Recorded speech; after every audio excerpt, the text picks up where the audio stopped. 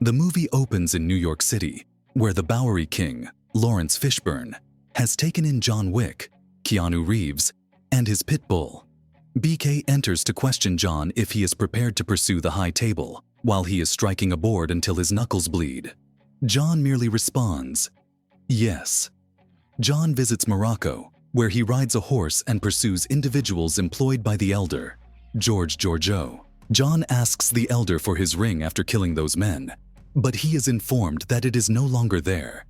The elder is subsequently put to death by John before he leaves. In New York, the Harbinger, Clancy Brown, calls Winston, Ian McShane, and Caron, Lance Reddick, to meet the Marquis de Gramont, Bill Skarsgård, who was sent by the high table. The Marquis chastises Winston for not killing John once they find out about the elder's execution. Consequently, the Marquis has the New York Continental blown up and condemned. The Marquis shoots Karen in the chest to further aggravate Winston's excommunication. Winston says it should have been him and remains by his friend's side as he passes away. In Paris, Kane, Donnie Yen, a blind assassin, is standing in a park while his daughter Mia, Amy Kwan, plays the violin. The Marquis challenges Kane to pursue John. Although Kane claims to be retired, if he disobeys the high table's commands, the Marquis threatens to kill Mia. John goes to the Osaka Continental, which is run by his longtime friend Shimazu Koji, Hiroyuki Sanada, and where his concierge is his daughter Akira, Rina Sawayama. Although Akira doesn't trust John's presence, Koji meets with him on the roof and agrees to provide him a covert sanctuary. In an effort to entice John out, the Marquis's right-hand man, Chidi, Marco Zaror, soon shows there with his hit squad. When Koji's own men arrive, they engage the high-table assassins with arrows in the dark. John takes his revolver and begins doing what he does best when the hitmen reach the roof. The majority of the high-table hitmen are repelled by Koji's guards, but Kane shows there and starts counting the men. He sets up traps to assist him here where his targets are going before killing them with his sword and gun. Akira enters the battle in the interim and kills a few of Chidi's men, but she is shot and injured. John assists her and Koji in leaving. As he fights additional men, including knocking out a few with a pair of nunchucks. Although Kane is hesitant to pursue John, he does so for Mia's sake after finding him. The two of them consider each other to be former friends. After a brief altercation with Kane, John escapes. A tracker named Mr. Nobody, Shamir Anderson, and his German shepherd are present during the gunfights, and he murders a few of the assailants pursuing John.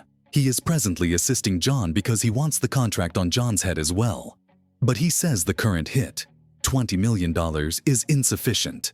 Koji and Akira stumble into Kane as they are about to leave. He and Koji are also longtime friends, but they fight with a sword because Koji won't let Kane pursue John. Koji continues to fight until Kane strikes him fatally, even after it seems like he can go. As her father passes away, Akira holds his body and tries to murder Kane with his sword, but he instructs her not to do so, so she won't meet the same end as her father, and promises to see her again. When Akira sees John at the train station, she accuses him of being responsible for her father's passing. She threatens to kill him if he doesn't kill Kane. Winston and Bowery King meet because they both understand that their continued proximity to John makes them targets.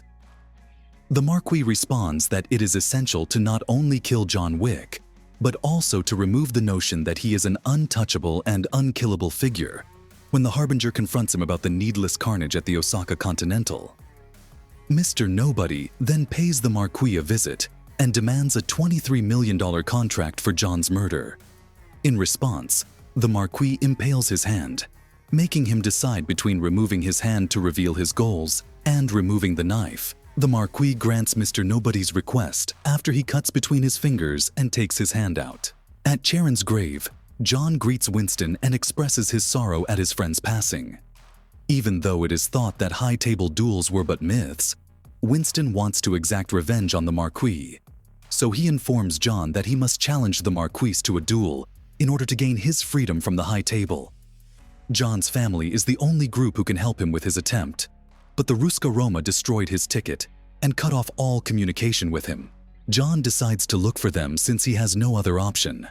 John goes to the Ruska Roma in Berlin, where the priest greets him with a shotgun blast before tying him up by the neck with a rope. His adoptive sister Katya, Natalia Tena, greets him. She is upset with John since he killed the elder, which caused the Marquise to order her father Piotr's execution. Piotr would have supported John in the duel. When John agrees to help Katya turn his life around, she gives him the order to pursue Killa, Scott Atkins, a member of the German high table who killed her father. Once Kane and Mr. Nobody have located John, they join him at Killa's nightclub. After cheating during a card game with the three, Killa orders his soldiers to pursue the three assassins. John chases Killa through the club amid unaware patrons, while Kane and Nobody fight back against the goons, along with Nobody's dog. Killa utilizes his weight and power against John, but John fights back and uses a card to cut his throat. When Killa's men pursue John, they inevitably end in bloodshed. John is not stopped when Killa pushes him over a balcony.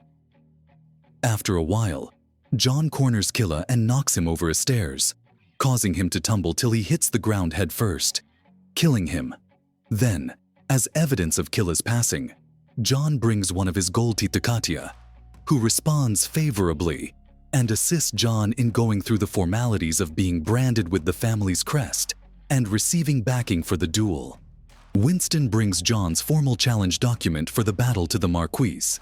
The Marquis tries to decline, but Winston reminds him that he must follow through because he is still obligated to the high table and its traditions. Winston also asks that if John prevails, his Continental be uncondemned, rebuilt as it were, and his management restored.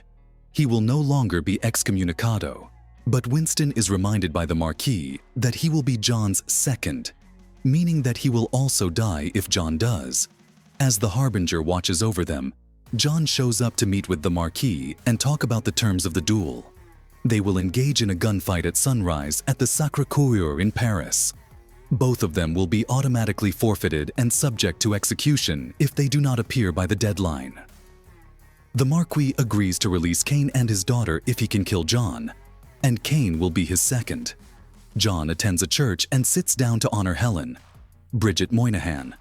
There, Kane greets him warmly and informs him of Mia and what he stands to lose. Following their meeting, John receives a new rifle and bulletproof outfit from Bowery King and Winston. The Marquis is reminded by the Harbinger of what would occur in the high table if John were to murder him. The Marquis sends Chidi and his goons after John to make sure he doesn't arrive at the Sacré-Cœur in time. Additionally, a radio DJ informs other assassins who are listening that John has a bounty for anyone who can murder him before dawn. Numerous assassins pursue John as he travels to the Sacré-Cœur. He engages in street combat with shooters, even entering the traffic near the Arc de Triomphe to kill the criminals or allow them to be struck by a car. His whereabouts are monitored by the high table, which makes him the target of additional assassins. John fires explosive bullets at a gang of criminals inside a warehouse. Meanwhile, Nobody approaches the Marquis to demand a larger reward and assists in eliminating some of the assassins. In the end, the Marquis accepts a $40 million deal, attracting more desperate and tragic assailants. After killing a few more assassins, John eventually reaches the steps leading up to the Sacré-Cœur. However, Chidi then appears and knocks him all the way back down the steps. Kane arrives to assist John in killing Chidi's men in order to help him rise to the top. Chidi is arguing with no one because he threw his dog into traffic, but he's okay. John assists in bringing Chidi down, and after the dog bites him in the balls, no one shoots him in the head. The dog also urinates on Chidi's face as a precaution. John gets there just in time to see the sunrise. He and Kane pull out their pistols and start a traditional duel. Both are able to strike one another twice. John doesn't fire when Kane shoots him in the gut during the third round. Then, in order to perhaps be the one to murder John Wick, the Marquis gives him instructions to claim the coup de grace. Before Winston calls him a cocky jerk and reminds him that John didn't fire his last round, he snatches his gun and aims it at John. Before John blows his brains out, the Marquis discovers this too late. John and Kane are then released from their duties to the high table, according to the Harbinger. John descends the stairs again, ponders Helen for a moment, utters her name, and then sags.